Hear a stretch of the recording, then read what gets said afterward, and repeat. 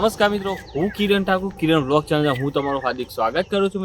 મિત્રો આજે આપણે સતલાસના તાલુકાની અંદર આવેલ ચોડોપ ગામ અને ચોડોપ ગામની અંદર બિરાજમાન છે બ્રહ્માણી માતાજીનું સરસ અને સુંદર એવું મંદિર કે જે મંદિર ડુંગર ઉપર આવેલું છે. તો મિત્રો આજે આપણે જઈ રહ્યા છીએ તે બાજુ અને ત્યાં જઈને હું તમને કરાવું બ્રહ્માણી માતાજીના દર્શન. તો જો મિત્રો તમે હજી સુધી મારી ચેનલને સબસ્ક્રાઈબ ના કરી હોય તો પ્લીઝ મિત્રો મારી ચેનલને સબસ્ક્રાઈબ કરી લેજો.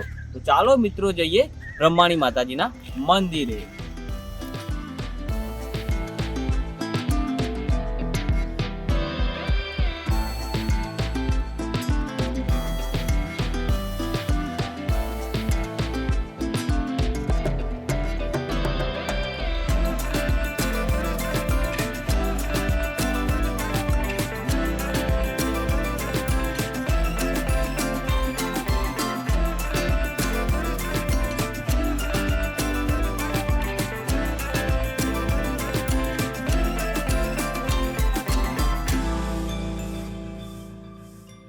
તો મિત્રો આપણે બ્રહ્માણી માતાજીના મંદિરે જ્યારે આવતા હતા ત્યારે છેક સુધી તો ગાડી લાવી દીધી આટલા સુધી, પણ હવે અહીંથી વરસાદ આવ્યો છે જેના કારણે બધું ધોઈ ગયું.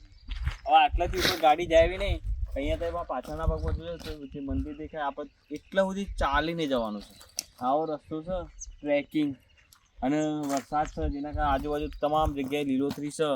તો ચાલો મિત્રો જઈએ બ્રહ્માણી માતાજીના મંદિરે ચાલતા ચાલતા. આજે આપણી ગાડી અહીંયા પાર્કિંગ થઈ ગઈ, હવે આપણે હેડ્યા ચાલો.